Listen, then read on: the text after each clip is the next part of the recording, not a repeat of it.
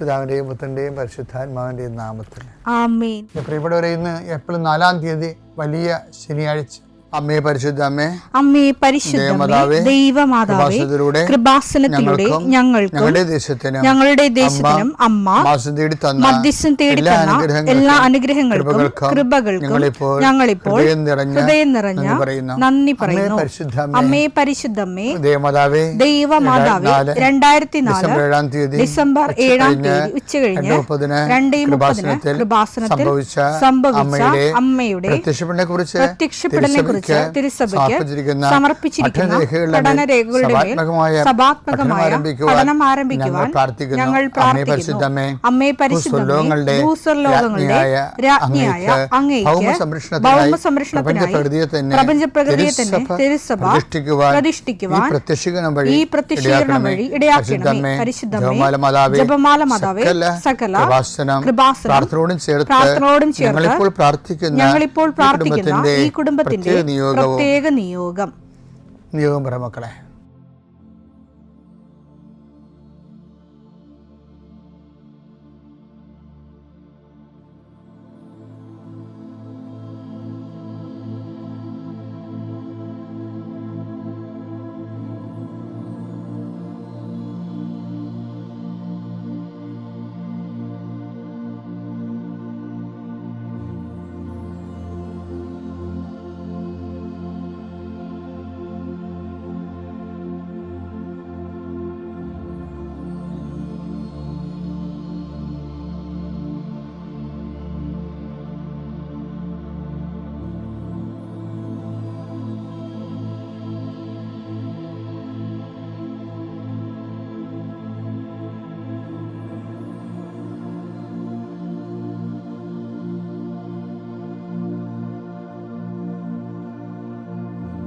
അമ്മയുടെ പ്രത്യക്ഷീകരണത്തിന്റെ ഈ അനുഗ്രഹവേളയിൽ ഞങ്ങൾക്ക് സാധിച്ചു തരുവാൻ കനിയണമേ. ആമേൻ. വിശ്വാസ പ്രമാണം. സർവശക്തനായ പിതാവും ആകാശത്തിന്റെയും ഭൂമിയുടെയും സൃഷ്ടാവുമായ ദൈവത്തിൽ ഞാൻ വിശ്വസിക്കുന്നു. അവിടുത്തെ ഏകപുത്രനും ഞങ്ങളുടെ കർത്താവുമായ ഈശോ മിശിഹായിലും ഞാൻ വിശ്വസിക്കുന്നു. ഈ പുത്രൻ പരിശുദ്ധാത്മാവിനാൽ ഗർഭസ്ഥനായി കന്യകാമറിയത്തിൽ നിന്ന് പിറന്ന് പൊന്തിയോസ് പീലാത്തോസിന്റെ കാലത്ത് പീഡകൾ സഹിച്ച് കുരിശിൽ തറയ്ക്കപ്പെട്ട് മരിച്ച് അടക്കപ്പെട്ട് പാതാളങ്ങളിൽ ഇറങ്ങി മരിച്ചവരുടെ ഇടയിൽ നിന്ന് 3-ാം നാൾ ഉയർത്ത് സ്വർഗത്തിലേക്ക് എഴുന്നള്ളി സർവശക്തിയുള്ള പിതാവായ ദൈവത്തിന്റെ വലതുഭാഗത്തിരിക്കുന്നു. അവിടെ നിന്ന് ജീവിക്കുന്നവരെയും മരിച്ചവരെയും വിധിക്കുവാൻ വരുമെന്നും ഞാൻ വിശ്വസിക്കുന്നു. പരിശുദ്ധാത്മാവിലും ഞാൻ വിശ്വസിക്കുന്നു. വിശുദ്ധ കത്തോലിക്കാ സഭയിലും പുണ്യവാന്മാരുടെ ഐക്യത്തിലും പാപങ്ങളുടെ മോചനത്തിലും ശരീരത്തിന്റെ ഉയർപ്പിലും നിത്യമായ ജീവിതത്തിലും ഞാൻ വിശ്വസിക്കുന്നു. ആമേൻ. സുഖസ്ഥനായ ഞങ്ങളുടെ പിതാവേ, അങ്ങയുടെ നാമം പൂജിതമാകണമേ. അങ്ങയുടെ രാജ്യം വരണമേ. അങ്ങയുടെ തിരുമനസ് സ്വർഗത്തിലെ പോലെ ഭൂമിയിലും ആകണമേ. അന്നു വേണ്ടുന്ന ആഹാരം ഇന്ന് ഞങ്ങൾക്ക് തരണമേ. ഞങ്ങളോട് തെറ്റ് ചെയ്യുന്നവരോട് ഞങ്ങൾ ക്ഷമിക്കുന്നത് പോലെ ഞങ്ങളുടെ തെറ്റുകൾ ഞങ്ങളോടും ക്ഷമിക്കണമേ. ഞങ്ങളെ പ്രലോഭനത്തിൽ ഉൾപ്പെടുത്തരുതേ, തിന്മയിൽ ഞങ്ങൾ രക്ഷിക്കണമേ. ആമേൻ. നന്മ നിറഞ്ഞ മറിയമേ, സ്വസ്തി. കർത്താവ് അങ്ങയുടെ കൂടെ സ്ത്രീകളിൽ അങ്ങ് അനുഗ്രഹിക്കപ്പെട്ടവളാകുന്നു. അങ്ങയുടെ ഉദരത്തിൻ ഫലമായി ഈശോ അനുഗ്രഹിക്കപ്പെട്ടവനാകുന്നു. പരിശുദ്ധ മറിയമേ, തമ്പുരാന്റെ അമ്മേ, പാപികളായ ഞങ്ങൾക്ക് വേണ്ടി ഇപ്പോഴും ഞങ്ങളുടെ മരണസമയത്തും തമ്പുരാനോട് അപേക്ഷിക്കണമേ. ആമേൻ. കർത്താവേ, നിന്റെ ഉന്നതമായ നാമത്തിന് സ്തോത്രം ചെയ്യുന്നു. കർത്താവേ, നിന്റെ വിശുദ്ധ പൗരോഹിത്യത്തെ മഹത്വപ്പെടുത്തണമേ. കർത്താവ്, ഈ പ്രഭാതത്തിലെ അങ്ങയുടെ മക്കളെ കാത്തു കൊതിച്ചിരിക്കുകയാണ് ഈശോയെ. നിന്റെ വലതുകരത്തിൻ്റെ ഒരാശീർവാദം കിട്ടാൻ വേണ്ടി. കർത്താവേ, ഇന്ന് യാത്രയ്ക്ക് ഒരുങ്ങുന്ന ഓരോ മക്കളുണ്ട്. ഓരോ ഉദ്യമങ്ങളിലൂടെ മനസ്സിൽ വിചാരിച്ചുകൊണ്ട് പോണവരുണ്ട്. ഓരോ ലക്ഷ്യങ്ങൾ മനസ്സിൽ വെച്ച് പോകുന്നവരുണ്ട്. കർത്താവേ, നിന്റെ തിരുമുറുവാർന്ന് ആണിപ്പെടുതാന്ന് വലതുകരം മക്കളുടെ ശിരസ് വെക്കണമേ. അവർ പോകുന്നിടത്തേക്കല്ല, നീ പോകുന്നിടത്തേക്കെല്ലാം ഞാൻ നിൻ്റെ കൂടെ വരുമെന്ന് കർത്താവ് അങ്ങ് പറഞ്ഞിട്ടുണ്ടല്ലോ ഈശോയെ. അങ്ങയുടെ സഞ്ചാര സാന്നിധ്യം അങ്ങയുടെ മക്കളുടെ കൂടെ ഉണ്ടായിരിക്കണമെന്ന് പ്രാർത്ഥിക്കുന്നു. കർത്താവേ, ഉദ്യോഗത്തിൻ്റെ കാര്യത്തിന് വേണ്ടി പോകുന്നവരുണ്ട്, പഠന കാര്യങ്ങൾക്ക് വേണ്ടി പോകുന്നവരുണ്ട്, ജീവിത വ്യാപാരങ്ങൾക്ക് സാമ്പത്തിക കാര്യങ്ങൾക്ക് വേണ്ടി പോകുന്നവരുണ്ട്, ജോലി സംബന്ധമായ കാര്യങ്ങൾക്ക് വേണ്ടി പോകുന്നത് അവരുടെ എല്ലാം കർത്താവിന് തിരുസേന സമർപ്പിക്കുന്നു. ടെസ്റ്റ്, ഇൻ്റർവ്യൂ, പരീക്ഷ, അതുപോലെ ഏജൻസി, ക്രയവിക്രയങ്ങൾ, ജീവിതമാർഗങ്ങൾ, വിദൂര യാത്രകൾ, അങ്ങനെ ബന്ധുത്വം മുറക്ക് പോകുന്ന വിവാഹ യാത്രകൾ, ഈശോയെ എവിടെയെല്ലാമൊക്കെ പോകുന്നു അവിടെയെല്ലാം അങ്ങയുടെ മക്കളുടെ കൂടെ നീ ഉണ്ടാകണമേ എന്ന് പ്രാർത്ഥിക്കുന്നു. ഇന്നത്തെ മുഴുവൻ യാത്രകളിൽ കർത്താവ് നിൻ്റെ കൂടെ ഉണ്ടാവുകയും മാതാവ് നിൻ്റെ വലതുകരം ഗ്രഹിക്കുകയും സഞ്ചാരി മാതാവ് രാത്രി നീ തിരികെ വരുമ്പോൾ നിന്നെ ആരോഗ്യത്തോടെയും സമാധാനത്തോടെയും സുരക്ഷിതമായി ദൈവം നിന്നെ തിരികെ എത്തിക്കുകയും ചെയ്യട്ടെ. നിത്യം പിതാവും പുത്രനും പരിശുദ്ധാത്മാവും സുരക്ഷിതം നീക്കുവാണ്. നമുക്കറിയാമോ, ഏറ്റവും കൂടുതൽ ധാർമ്മികമായി ഏറ്റവും കൂടുതൽ ആൻറ്റി ക്രിസ്ത്യൻ ആയിരിക്കുന്നത് ആരാണ്? ജനാധിപത്യ രാജ്യങ്ങളിലെ ജുഡീഷ്യറിയാണ് ശരിക്കും. നമ്മളിപ്പോൾ ഈ അലഹബാദിൽ നിന്നൊക്കെ കേൾക്കുന്ന കാര്യങ്ങളില്ലേ, ഇതെല്ലാം വെള്ളക്കാരൻ്റെ കോടതി നേരത്തെ തീരുമാനമായ കാര്യങ്ങളാണ്. ഒരു ഫെഡറൽ രാജ്യങ്ങളിൽ അവർ മനുഷ്യന് ഹ്യൂമനിസത്തിൻ്റെ പേരിൽ മനുഷ്യൻ്റെ സ്വാതന്ത്ര്യത്തിന് ഒരു ദൈവികത കൽപ്പിക്കും. എന്നിട്ട് അതിനെ മതത്തിൽ നിന്നും ദൈവവിശ്വാസം അടർത്തി മാറ്റും. മനുഷ്യൻ്റെ തനത് സ്വാതന്ത്ര്യത്തിന് പ്രാധാന്യം കൊടുക്കും. എന്ന് വെച്ചാൽ ജനാധിപത്യ രാജ്യങ്ങൾ, ഫെഡറൽ റിപ്പബ്ലിക്കുകൾ ചവിട്ടി തള്ളിക്കളയുന്നത് ആരെയാണ്? ക്രിസ്തുവിനെ തന്നെയാണ് ചവിട്ടി മാറ്റുന്നത്. അപ്പോൾ ഇതിൻ്റെ വാങ്ങലാണ് ഇവിടുത്തെ കോടതി എടുത്തിരിക്കുന്നത്. നമ്മൾ അവിടെ വെള്ളക്കാർ എന്തെങ്കിലും കാണിച്ചു കഴിഞ്ഞാൽ അത് നമുക്ക് ഇവിടെ കാണാൻ പറ്റും. യൂണിയൻ ജാക്കിൻ്റെ പതാക 47 നമ്മൾ ആ പതാക താഴ്ത്തി എന്നൊക്കെ പറഞ്ഞിട്ട് കാര്യമില്ല. മാനസിക അടിമത്തങ്ങളും കൊളോണിയൽ അടിമത്തങ്ങളും ഇപ്പോഴും ജുഡീഷ്യറിയിൽ നിലനിൽക്കുകയാണ്.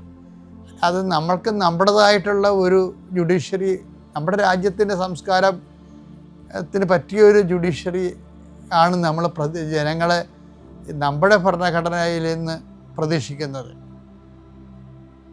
അല്ലാതെ ഒരു ഫെഡറൽ റിപ്പബ്ലിക്കിൻ്റെ മതേതരമായിട്ടുള്ളൊരു സെക്യുലർ മനുഷ്യൻ്റെ സ്വാതന്ത്ര്യത്തിൻ്റെ അടിസ്ഥാനത്തിലല്ല മാനുഷിക കാര്യങ്ങളെ പരിഗണിക്കേണ്ടത്. അപ്പം അങ്ങനെ വന്നിരിക്കുന്ന അങ്ങനെ ഒത്തിരിയേറെ നിയമങ്ങൾ ആ രീതിയിൽ ഈ കാലങ്ങളിൽ പടച്ചു വിട്ടിട്ടുണ്ട്. അത് വരണ നിസ്സാരമായ പ്രശ്നങ്ങളല്ല അത് വരുത്തണത്. പീലാത്തോസൊക്കെ ഇന്നും വളരെ ലൈവായിട്ട് ജഡ്ജിമാരുടെ കൂട്ടത്തിൽ ജീവിക്കുന്നുണ്ട്. ഞാൻ ജഡ്ജിയെ കുറ്റപ്പെടുത്തുകയല്ല, പക്ഷേ ഇതിൻ്റെ വരുന്ന ഒരു വിഷയം ഭരണഘടനയെ നിഷ്ക്രിയമാക്കി കളയുന്നുവെന്നും പാർലമെൻറ്റിനെ നിഷ്ക്രിയമാക്കി കളയും. ഇതിനാ ജുഡീഷ്യൽ ആക്ടിവിസം എന്ന് പറയുന്നത്. കാര്യം ഇതൊക്കെ തീരുമാനിക്കുന്നത് ജനങ്ങളുടെ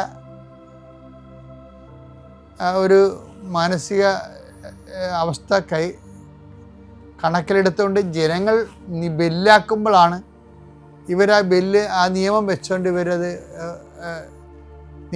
നിയമാനുസൃതമാണോ അല്ലേന്ന് പറയണത്. ഇപ്പം എവിടെയോ ലോകത്ത് മറ്റു രാജ്യങ്ങളിലുള്ള നിയമം വെച്ചുകൊണ്ടാണ് ഇവിടെ ഇന്ത്യയുടെ ജനങ്ങളെ വിധിക്കാൻ വരുമ്പോഴുണ്ടാകുന്നൊരു പ്രശ്നം. അത് ഭരണഘടന ഇനാക്ടിവേഷനായിട്ട് വരും. ഇത് നിസ്സാരമല്ല കാര്യങ്ങൾ. അത് ഞങ്ങൾക്ക് എത്ര പേർക്ക് ഇത് മനസ്സിലായെന്നറിയത്തില്ല. ഇത് തന്നെ ക്രിസ്തുവിൻ്റെ കാലത്തും സംഭവിച്ചത്. നിയമപരമായിട്ട് ഇപ്പം അവരുടെ നിങ്ങൾ കൊണ്ടുപോയി നിങ്ങളുടെ നിയമം അനുസരിച്ച് വിധിച്ചു കൊള്ളാൻ പറയുന്നുണ്ടല്ലോ. അപ്പോൾ അവരുടെ നിയമങ്ങൾ പറയുന്നുണ്ട്. എന്താ പറയണത്? ഇവൻ സീസറിന് എതിരാണെന്ന് പറയും. പൊളിറ്റിക്കലൈസ് കർത്താവിനെ കൊല്ലുന്നതിന് വേണ്ടി പൊളിറ്റിക്കൽ സിവിൽ ലോ ഉപയോഗിക്കുന്നുണ്ട് ഇതിൻ്റെ അകത്ത് അന്നാസും കയ്യാഫാസും. കാര്യം അത് ഉപയോഗിക്കാൻ കാരണം അന്നാസിനും കയ്യാഫാസിനും റിലീജിയസ് ലോ ഉണ്ടെങ്കിലും ആളെ കൊല്ലാൻ പറ്റത്തില്ല. അപ്പം കൊല്ലാൻ വേണ്ടിയാണ് അന്നാസ് സീസറിൻ്റെ എതിരാളിയായിട്ട് ഈശോയെ ചിത്രീകരിക്കുന്നത്. ഈശോ സീസറിൻ്റെ എതിരാളി അല്ല എന്നുള്ളത് ഹു ആർ യു, നീ ആരാണ് എന്ന് ചോദിക്കുന്നതിലൂടെ നിനക്കെന്താ സീസറുമായിട്ട് എതിർപ്പുണ്ടോ എന്നാണ് ചോദിക്കുന്നത്. അപ്പോൾ ഈശോ പറയും, ഞാനും സീസറിൻ്റെ രാജ്യവുമായിട്ട് ബന്ധമില്ല, ഞാൻ ഈ ലോകത്തിൻ്റെതല്ല. അപ്പം തന്നെ പീലാത്തോസിൻ്റെ കാര്യം മനസ്സിലായി. പക്ഷെ പീലാത്തോസിന് ഈശോയുടെ ഒരു ലോകത്തിൻ്റെ കാര്യങ്ങളെക്കുറിച്ച് അയാൾക്ക് അറിവില്ല. പിന്നെ അയാൾ ചോദിക്കുന്നത്, അതുകൊണ്ടാണ് അയാൾ നീ ആരാണെന്ന് ചോദിക്കുന്നത്. അപ്പോൾ ഈശോ പറയും, ഞാൻ സത്യത്തിന് സാക്ഷ്യം വഹിക്കാൻ വന്നവരാണ്. അപ്പോൾ പീലാത്തോസ് പിന്നെയും കുഴയും. പീലാത്തോസ് ചോദിക്കും, ദെൻ വാട്ട് ഈസ് ട്രൂത്ത്, എന്താണ് സത്യം എന്ന് പറയും, ചോദിക്കും. അപ്പോൾ കർത്താവ് തന്നെയാണ് സത്യം, ഐ ആം ദ ട്രൂത്ത് എന്ന് ഈശോ പറഞ്ഞിട്ടുണ്ട്. അപ്പോൾ അത് പീലാത്തോസിനോട് പറഞ്ഞിട്ട് കാര്യമില്ലാത്തത് കൊണ്ട് കർത്താവ് മൗനനായി നിന്നു. അപ്പോൾ ക്ലോഡിയ കയറി വരും. ക്ലോഡിയ പരവേശപ്പെട്ട് സങ്കടപ്പെട്ട് വരും. പീലാത്തോസിൻ്റെ ഭാര്യ, ഈ മനുഷ്യൻ്റെ മേൽ ശ്രദ്ധ വേണം, അദ്ദേഹം കാരണം ഞാൻ ഒത്തിരി പേരെ സ്വപ്നത്തിൽ ക്ലേശം അനുഭവിച്ചു, അവൻ നീതിമാനാണ്. ക്ലോഡിയ അത് പറയുമ്പോൾ പീലാത്തോസും പറഞ്ഞു, എനിക്കറിയാം ക്ലോഡിയ, ഇയാൾ നീതിമാനാണ്. പക്ഷേ നമ്മൾ ഭക്ഷണം കഴിച്ചു പോണത് സീസറിൻ്റെ ശമ്പളത്തിൽ നിന്നാണ്, നമുക്ക് അതാണ് നീതി, അതുകൊണ്ട് വെള്ളം കൊണ്ടുവരാൻ പറയും. അപ്പോൾ ഒരു ജഡ്ജ്മെൻ്റ് അവിടെ കഴിയും. പീലാത്തോസ് കൈ കഴുകുകയും ചെയ്യും. നിയമം വേറെ, സത്യം വേറെ. ക്രിസ്തു എപ്പോഴും ക്രൂശിക്കപ്പെടും. ഇനിയും നല്ല കള്ളനെപ്പോലെ ക്രിസ്തുവിൻ്റെ കൂടെ നിൽക്കണം. കോടതി വിധികൾ ഇനിയും ഉണ്ടാവും. അതുവഴി ധാർമ്മികതയും എത്തിക്സും ഒക്കെ ക്രൂശിക്കപ്പെടും. നിയമപരമായിട്ടുള്ള കാര്യം, വ്യക്തിപരമായ സ്വാതന്ത്ര്യത്തിൻ്റെ പേരിൽ അനാസും കയ്യഫാസും ജയിക്കും, ദുഃഖവെള്ളി തുടരും. പക്ഷെ ഓർക്കുക, ക്രിസ്തുവിൻ്റെ കൂടെ നിൽക്കുമ്പോൾ അവൻ്റെ ഓഹരി എന്താണ്? എന്നോടുകൂടി സഹിച്ചവൻ എന്നോടുകൂടി നേടും. ഒരു പുനരുത്ഥാനത്തിൻ്റെ ഓർമ്മയായിട്ടാണ് ഈശോ ഇടത്തോക്ക് വലത്തേക്ക് തന്നെ തല ചായച്ചുകൊണ്ട് എല്ലാം പൂർത്തിയായെന്ന് പറയുന്നത്. ധൈര്യത്തോടെ പിതാവിൻ്റെയും പുത്രൻ്റെയും പരിശുദ്ധാത്മാവിൻ്റെയും നാമത്തിൽ.